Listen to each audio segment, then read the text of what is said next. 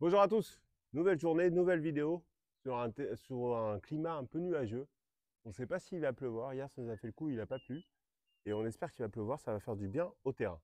Allez, aujourd'hui on vous présente la maison. Ça y est, l'entrepreneur a définitivement terminé le travail pour lequel on avait payé. Il y a d'autres ajustements qui sont des suppléments. Et donc on va vous présenter les petites astuces auxquelles nous on a pensé.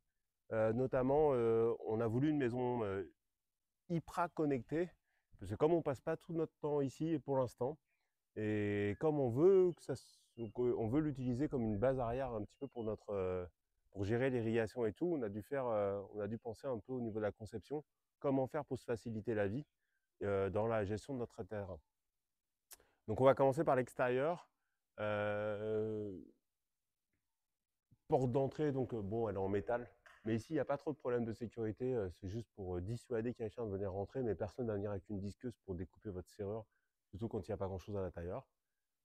Double serrure, c'est des serrures, eux, qu'ils appellent sécurisées. Nous, on a l'habitude d'avoir des sécurités un peu différentes en France. Elles ne sont pas hyper sécurisées pour nous, les Français, mais ici, ça suffit amplement. On a des lampes de ce type-là, quasiment tout autour. Il y a juste un endroit où on n'en a pas, c'est de ce côté-là. On va expliquer pourquoi.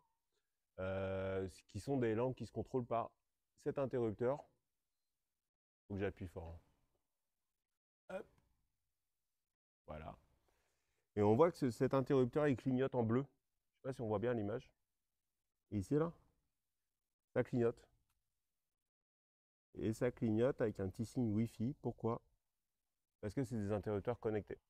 Donc c'est une des premières choses qu'on a, c'est que tous les interrupteurs qu'on a mis, sauf un, sont des interrupteurs connectés. Pourquoi? Parce qu'on veut pouvoir les contrôler à distance. Bon, évidemment, je l'ai déjà dit dans la précédente vidéo, on n'a pas encore installé le Wi-Fi. Alors pourquoi? On va mettre la solution Starlink, mais j'ai vu que de temps en temps, il y avait des promos. Il y avait des promos il y a 3 mois. Et donc là, il n'y en a pas. Donc j'attends patiemment qu'une promo revienne pour pouvoir commander et venir sur le toit l'installer. Donc voilà, cet interrupteur contrôlera toutes ces lumières-là, euh, où on pourra le faire bientôt via notre application. On a notre première fenêtre qui donne sur la pièce principale de la petite maison. Donc c'est une maison qui fait environ 24 mètres carrés, mur intérieur. Donc elle n'est pas très grande parce qu'à la base, on l'utilise comme un atelier.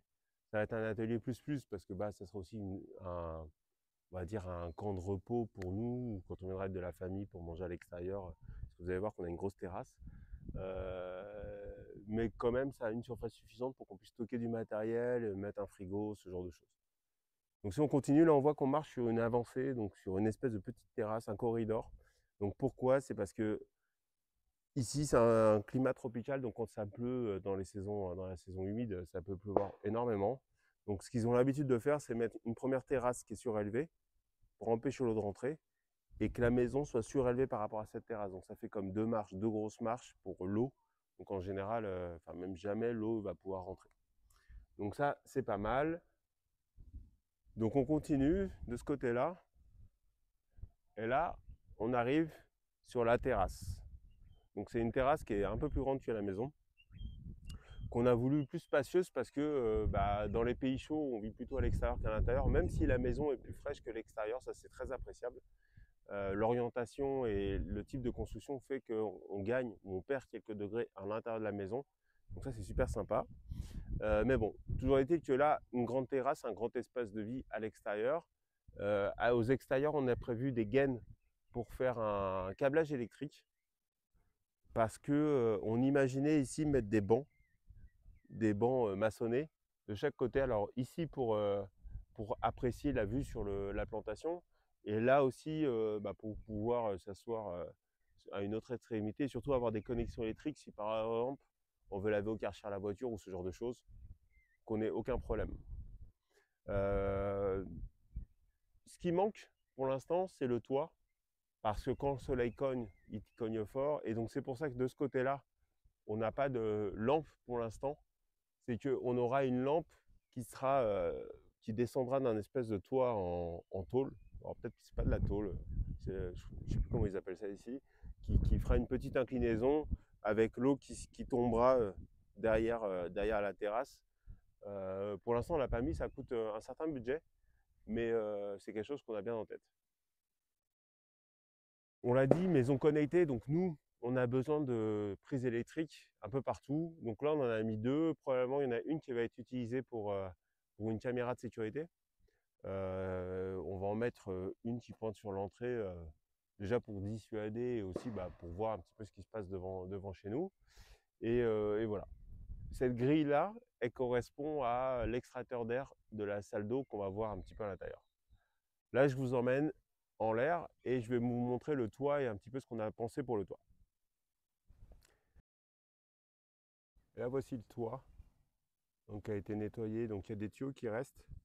C'est pour raccorder, ça c'est le raccordement de l'eau potable. Enfin, ce qu'ils appellent l'eau potable, qui n'est pas de l'eau potable. Donc en fait, le réservoir à eau est connecté à la pompe à eau, qui est là-bas, et peut être connecté aussi à... Il y a toute la connexion vers le réseau d'eau potable en fait, du village. Euh, donc les tuyaux sont faits pour ce raccordement-là. Donc là, c'est un réservoir d'eau de 1100 litres.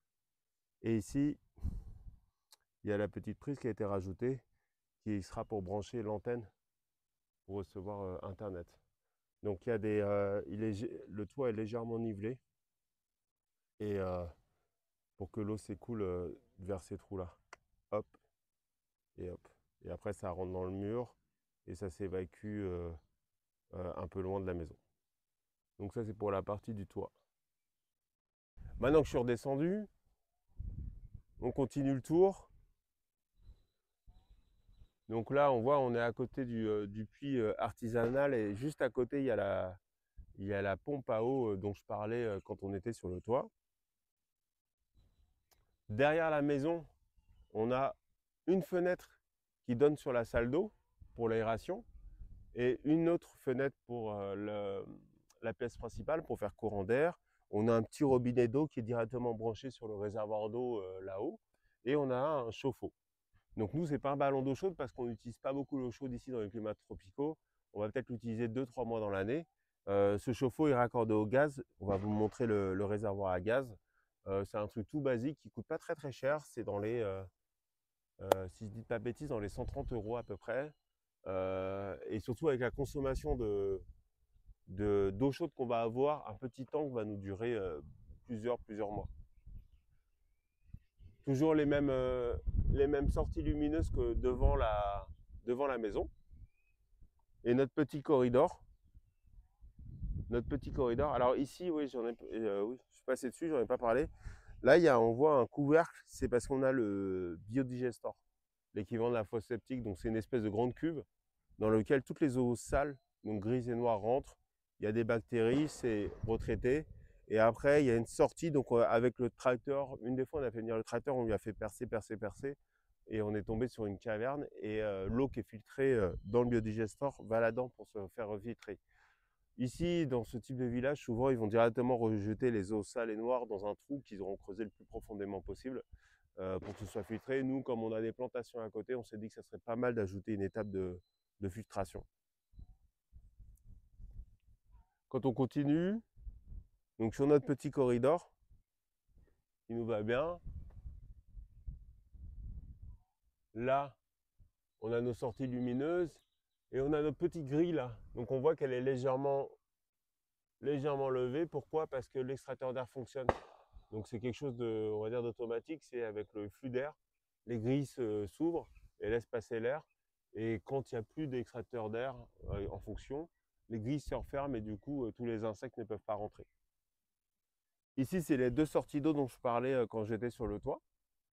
Donc l'eau qui s'écoule va par là. Alors j'aurais bien aimé, j'en ai parlé avec l'entrepreneur, ici avant, il récupérait les eaux de pluie, il les mettait dans les citernes. Maintenant c'est fini, tout le monde a sa pompe à eau, ça leur coûte beaucoup moins cher. Mais j'aurais bien aimé récupérer cette eau, mais le problème c'est que, vu comment c'est mis, sans mettre un tuyau qui traverse, déjà un qui n'est pas esthétique et surtout qui casse-gueule, ça va être compliqué. Mais pourquoi pas réfléchir à une solution pour récupérer cette eau de pluie et en faire quelque chose. Et là, on arrive sur l'entrée et voilà le bébé. Donc j'en parlais, c'est une des premières choses dont j'ai parlé, c'est tous les interrupteurs sont connectés. Tous. Alors il y en a un qui permet de contrôler le ventilateur, il y en a un autre qui permet de contrôler les lumières à l'intérieur. Il y en a un qui permet de contrôler cet extracteur d'air. Et il y en a un dernier qui permet de contrôler la lumière qui sera là-bas. Au niveau du tableau électrique, alors ils n'ont pas du tout les mêmes normes qu'en France. Par exemple, on a un circuit qui contrôle à la fois les prises et les interrupteurs. Normalement, en France, c'est dissocié. Et on a ça. Dans une des vidéos précédentes, je disais que l'irrigation, je pouvais la contrôler avec des automates que je pouvais programmer par Wi-Fi et tout ça. Il n'y avait pas de problème. Mon seul challenge, c'était que la pompe à eau, il fallait qu'elle soit allumée. Et si je la laisse allumer 24/24 et que l'eau ne s'évacue pas, au bout d'un moment, je peux l'endommager. Donc, j'ai trouvé ce petit bébé qui est un disjoncteur qui se contrôle par Wi-Fi. Il a évidemment une fonction de test manuelle, que d'ailleurs qui a l'air de se réenclencher quand on ne le désactive pas. Donc la dernière fois, c'est pour ça que j'avais le terrain inondé. Mais voilà, avec ça, quand j'aurai le Wi-Fi, je vais pouvoir programmer la pompe et je vais la programmer sur des plages horaires où j'irrigue, ce qui va me permettre de ne pas endommager la pompe et surtout d'optimiser la consommation électrique. Toutes les prises sont connectées aussi, donc je vais pouvoir les contrôler par Wi-Fi si j'ai besoin. L'extracteur d'air, ça a un intérêt, c'est que comme on est dans une zone humide et que je vais stocker du matériel, je veux pouvoir programmer une fois dans la semaine, j'extrais l'air. Comme ça, après, je suis tranquille, je sais que j'ai sorti une grosse partie de l'humidité. Comme je ne veux pas laisser les fenêtres ouvertes parce qu'elles n'ont pas de grille, ici, mettre des grilles aux fenêtres par sécurité, et je n'ai pas envie d'encourager quelqu'un à donner un coup dans la moustiquaire pour pouvoir rentrer. Donc je fermerai les fenêtres. Non connectés cette fois, et ce qu'ils appellent les hamacs Eros. Donc c'est des crochets enfichés dans le sol et dans lequel on accroche des hamacs. Ici c'est un must, tout le monde l'a. Et c'est vrai que c'est assez sympa de pouvoir se faire une petite pause dans un hamac, c'est assez confortable. Donc ici on a un double crochet et de ce côté-là on a deux crochets séparés, donc on va pouvoir mettre deux hamacs d'environ 4 mètres. On rentre dans la salle d'eau. Donc elle est petite mais très fonctionnelle. On a douche avec robinet de sortie d'eau. On a les toilettes. On a un évier avec un espace pour mettre un rangement. Et on a une petite pharmacie, je crois que ça s'appelle, pour pouvoir ranger nos affaires. Voilà la fenêtre qu'on voyait de l'extérieur tout à l'heure. Et là, on a un autre extracteur d'air qui se met en route, qui est branché sur la lumière. Donc à chaque fois qu'on lance la lumière, on évacue de l'air. Ils font un petit peu de bruit, mais comme ils n'ont pas pour vocation à tourner 24/24, le plus silencieux, c'est ce ventilateur de toit qu'on a mis et qu'on contrôle aussi par un interrupteur. Celui-là, il fait très peu de bruit, et si un jour on fait une sieste ici, c'est celui-là qu'on met. Une fois qu'on est là, on a la partie, on va dire, eau, cuisine. On a un meuble support. Là, on a un espace pour mettre un frigo. Et la seule chose qu'on n'a pas pu mettre avec ce type de robinet, ça a été notre filtre à eau. On avait l'intention de mettre un filtre à eau, même si l'entrepreneur nous a déconseillé en disant que l'eau qui venait du puits était pas super propre. On aurait quand même aimé mettre un filtre à eau pour au moins faire un premier coup de nettoyage. C'est pas grave, il y a d'autres solutions. On peut mettre une première filtration en entrée du réservoir d'eau et une deuxième en sortie. C'est pas un sujet. On s'est mis un petit carrelage juste pour la partie esthétique et un peu pour protéger de l'humidité, parce qu'on ne sait pas l'utilisation qu'on aura. Là, on a notre réservoir à gaz utilisé pour l'eau chaude. Donc, vous voyez, ce n'est pas un très très gros truc. Et donc, normalement, avec ça, on peut durer plusieurs mois d'eau chaude. Et donc, comme nous, on utilisera l'eau chaude au maximum 3 mois dans l'année, ça ne devrait pas poser de problème. Et donc, voilà. Donc, petite maison, sol qui est fait en ce qu'ils appellent en tchoukoum, hein, c'est une résine qui vient d'un arbre qui est mélangée avec du ciment et des bidules choux. Ça donne un effet un peu blanc. Nous, on trouve ça très joli et c'est très local, donc c'est assez sympa. On l'utilise aussi derrière pour la terrasse et on l'a utilisé aussi un petit peu dans la salle d'eau. Voilà. Donc voilà, la maison hyper connectée. Donc ça nous sert un petit peu de laboratoire aussi avant qu'on soit la vraie maison où on vivra. On va voir ce qui fonctionne, ce qu'on utilise moins. Mais en tout cas, avec ça, on a les bases pour pouvoir gérer notre terrain le plus, on va dire, facilement possible, avec le plus d'aide possible, sans avoir besoin d'être là tous les jours. Donc voilà. Là, on a de l'espace. Donc ici, probablement, on va mettre soit une armoire de rangement, soit on va mettre ce qui s'appelle un wall mount. Un wall mount où on va mettre, en fait, c'est des choses c'est une espèce de plaque qui se fixe sur le mur, dans lequel il y a des trous et vous mettez des écarts, vous accrochez tous vos outillages.